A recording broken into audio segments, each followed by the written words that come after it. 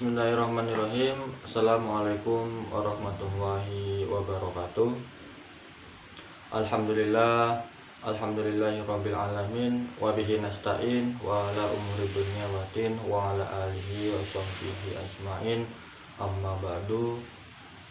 Kullu yusibana illa ma kataballahu lana huwa maulana wa 'ala Allahi falyatawakkalul mu'minun. Pertama-tama marilah kita panjatkan puji syukur kehadirat Allah Subhanahu wa taala yang senantiasa melimpahkan rahmat, taufik dan hidayahnya sehingga kita dapat berkumpul ataupun dapat bermuajahah dalam keadaan sehat walafiat. Amin. Kedua kalinya sholawat serta salam marilah kita haturkan kepada Nabi Agung Muhammad Sallallahu Alaihi Wasallam di yaumil qiyamah.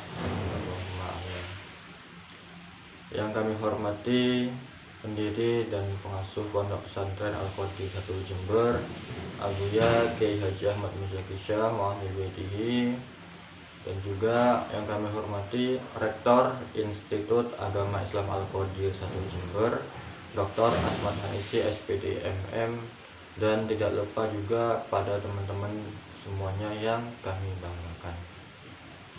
Baik, pada kesempatan kali ini saya akan membahas satu metode pembelajaran yang mana metode ini biasa digunakan ataupun sudah sangat sering digunakan di era pendidikan Merdeka Belajar, yaitu metode quantum teaching.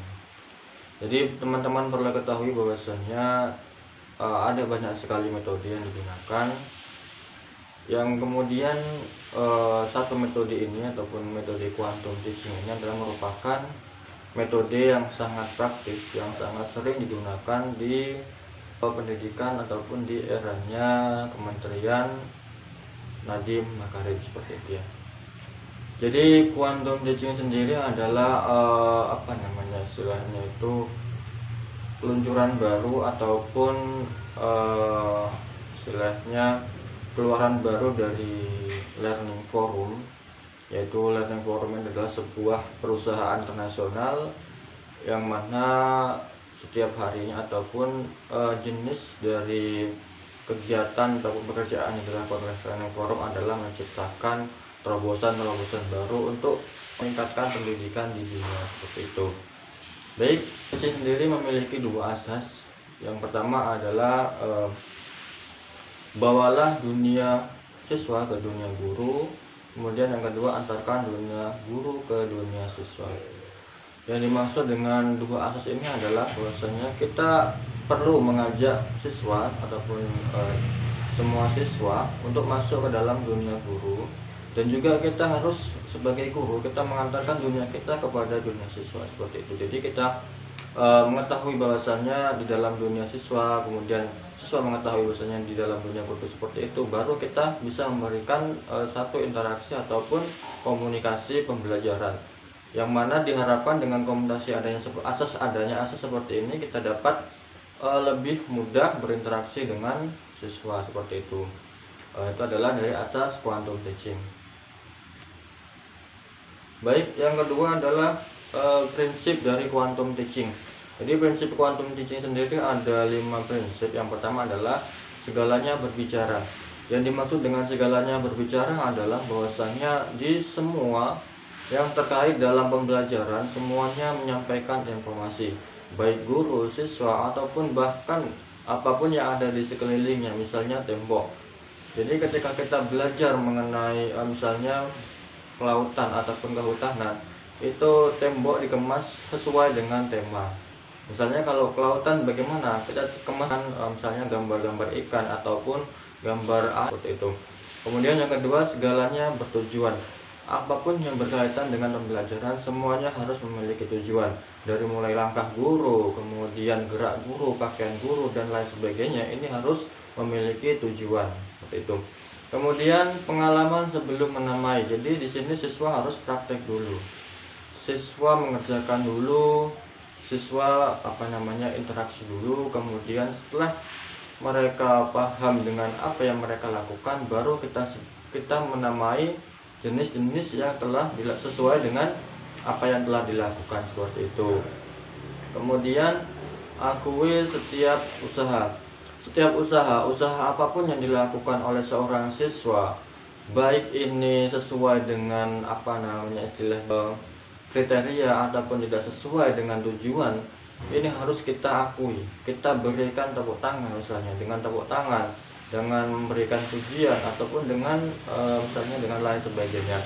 Intinya setiap apapun yang dilakukan oleh siswa ini yang berkaitan dengan pelajaran, baik dia ini sudah mampu ataupun belum mampu, jika ada usaha maka kita harus mengakui. Gunanya apa? Untuk menggairahkan semangat belajar siswa. Kemudian jika layak dipelajari maka layak pula dirayakan. Jadi apapun yang kita setelah pelajari, bagaimanapun caranya kita harus merayakan. Di sini merayakan di sini artinya bukan party ya, bukan pesta.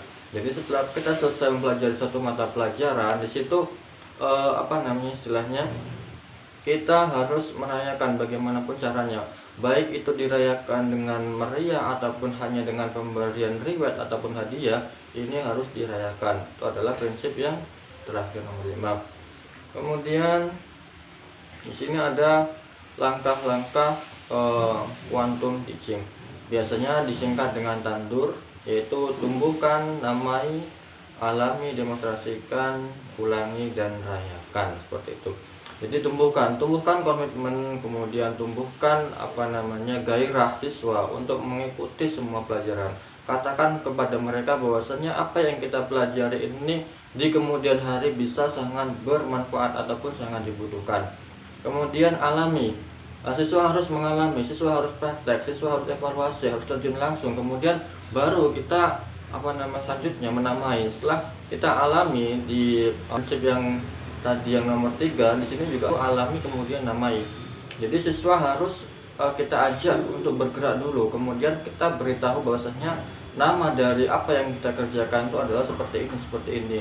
Kita namai sesuai dengan apa yang telah kita kerjakan, seperti itu. Kemudian demonstrasikan, katakan bahwasanya kepada mereka apa yang telah kita pelajari, apa yang telah kita lakukan ini semuanya akan bermanfaat, akan dapat hasilnya, seperti itu. Kemudian ulangi.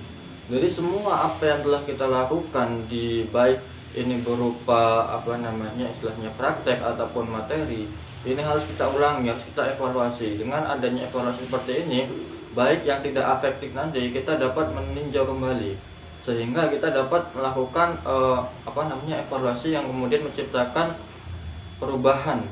Jadi sesuatu yang telah kita lakukan kemudian tidak efektif, di sini kita mengeksekusikannya kembali dengan cara yaitu diulangi, seperti itu.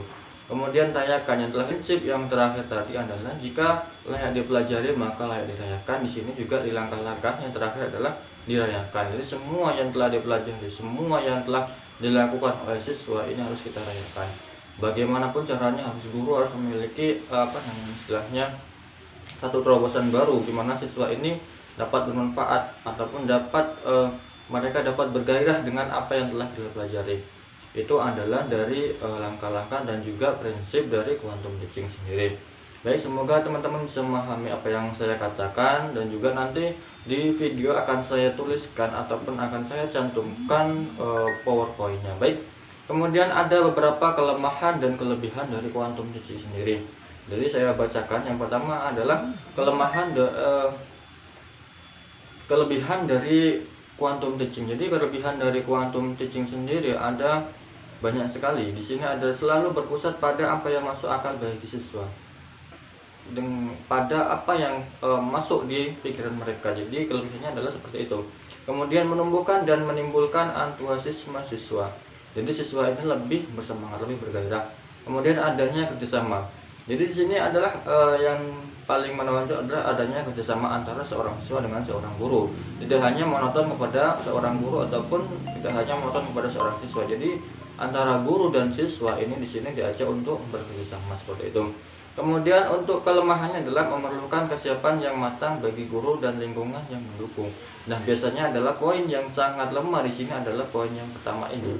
Jadi biasanya ada beberapa sekolah yang di Indonesia ini, banyak sekali sekolah yang belum siap untuk menerapkan metode quantum teaching seperti ini. Kemudian memerlukan fasilitas yang memadai. Nah, seperti yang saya katakan bahwasanya tidak semua sekolah di Indonesia ini memiliki sarana prasarana yang sudah memadai seperti itu. Kemudian kurang dapat mengontrol siswa. Nah, ini adalah kelemahan dari quantum teaching. Baik, mungkin itu saja yang dapat saya sampaikan. Banyak salah kata, saya mohon maaf. Billahi taufik wal hidayah. Wassalamualaikum warahmatullahi wabarakatuh.